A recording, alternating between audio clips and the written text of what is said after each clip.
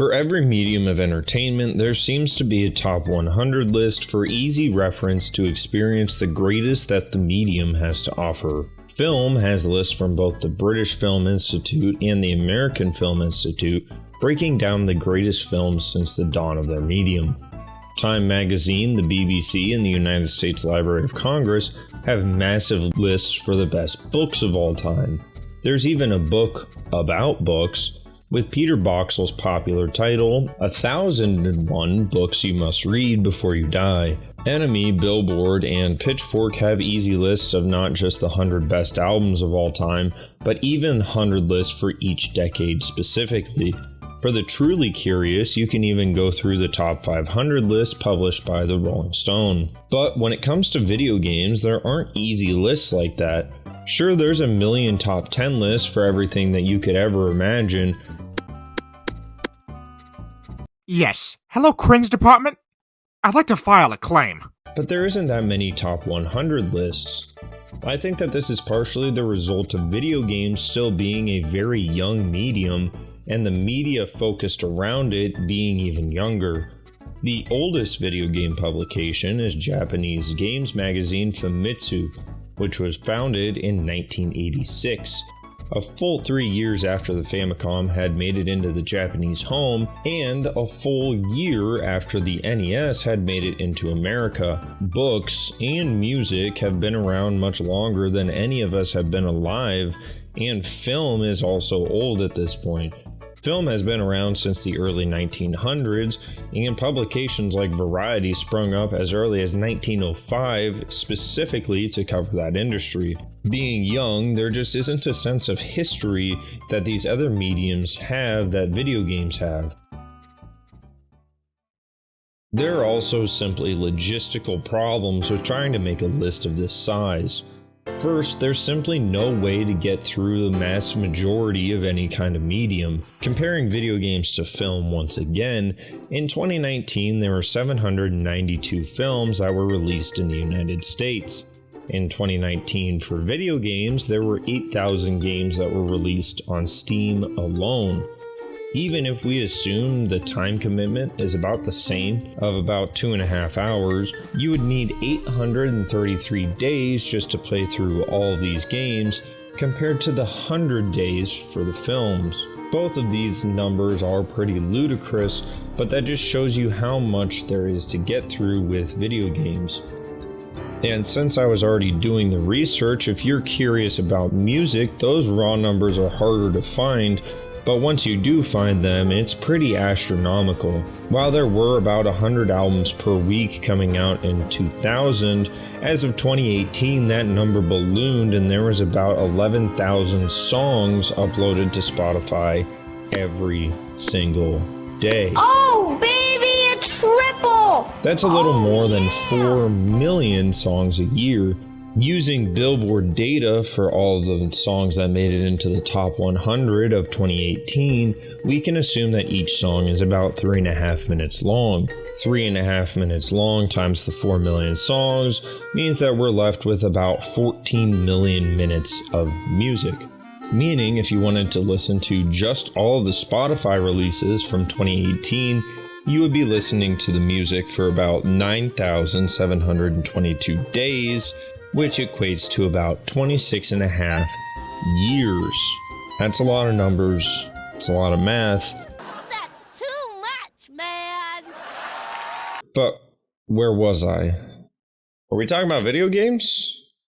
Oh yeah, top 100 video games. Well, let's take a look at what I decided to do. I decided to throw together a few different lists of the top 100 video games to make some sort of master list. Both a list of the people and eventually will become a list of myself. For this conglomeration list, I decided to use PwnRank, which is a conglomeration in and of itself, Slant, Metacritic fan scores, Metacritic review scores, Polygon, OpenCritic, and IGN.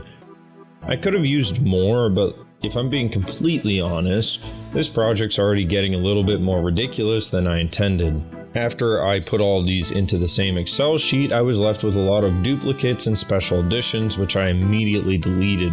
For any of these games, I'm going to be playing what is considered the best version, so there's no reason to have things like Resident Evil 1 and its remake, even though many times they were listed separately. I also removed multiplayer-only games, so while games like World of Warcraft are no doubt one of, if not the most important moment in gaming, you can't really play them the way that they were intended to. Sure, you can play things like WoW Classic or even on older servers, but this isn't really the experience that those people first walking into Azeroth back in the day had, for the reason of it being a time and place sort of video game and unable to be played in its original state now, let alone 20 years from now if somebody were to want to look at it. I decided to cut it. I went back and forth on including games with a large multiplayer focus like COD 4, but decided to leave them due to their significance, as well as the game not being solely focused on the multiplayer. If you wanted to, you can play 99% of COD 4 today, considering the multiplayer as of now is still available to play. And 10 years from now, if you really wanted to, you can still play 99% of it. You'll just be playing multiplayer against bots or friends. Furthermore, I deleted any games that were just compilation packs, things like the Orange Box. I know that it debuted Portal, but these days you could get Portal, TF2, and Half-Life 2 on their own. It's not a Orange Box exclusive anymore. Finally, I decided to cull any DLC or expansions. If I'm going to be looking at a game, I'm going to be looking at the DLC and the expansions. This really applied mostly for the Witcher 3 expansions, which you can say they're like their own game, but they're not, because they're not solo executables. So I'm going to be taking a look at them whenever I take a look at The Witcher. In the meantime, all the DLC and expansions are cut. After that culling, it took me from a list of over 400 to a list of about 330.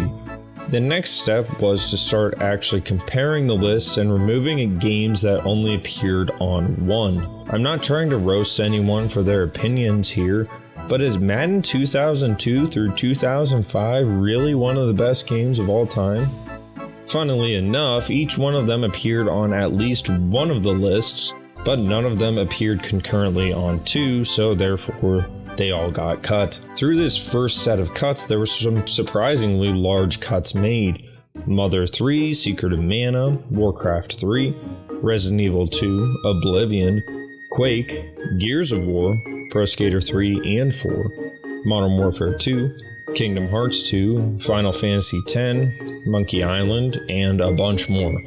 When all was said and done, after this first cut, we were down to 132 games already. From here, I probably could have went in by hand and started to move stuff around, but there was actually a lot of games on here that I hadn't played before, so removing them would kind of defeat the purpose of the entire list. It doesn't make sense for me to say that Halo Wars 3 isn't one of the best games of all time if I haven't played it, and neither has anyone else. So I decided to use the same system that I'd been using before, and cull using the same method to get us closer to 100. The big cuts this go around were System Shock 2, Resident Evil 5, Resident Evil 2 Remake, as well as the original Resident Evil, Divinity Original Sin 2, Celeste, Paper Mario Thousand Year Door, Halo 3, Dishonored, Mega Man 3, Left 4 Dead 2, Final Fantasy Tactics, Metal Gear Solid 2, Morrowind, and the one I hated to see go the most, Twilight Princess. After this culling, I was left with just 81 games. This is the point where I no longer was going to cull any games using this method and actually begin to start playing through these games. But if you were wondering, taking this culling method to the most extreme, what list would I be left with? Well, interestingly enough, there was no list that contained one game across the board. Even popular games like GTA 5 would appear on all the lists but one. Using this method actually left me with GTA 5 that had an average spot of 18 on the lists, Last of Us, which had an average spot of 24, Resident Evil 4 with an average spot of 24, Half-Life 2 at 25, Ocarina of Time at 27, Witcher 3 at 30, Shadow of the Colossus at 33, Portal 2 at 39, God of War at 42, and San Andreas at 60.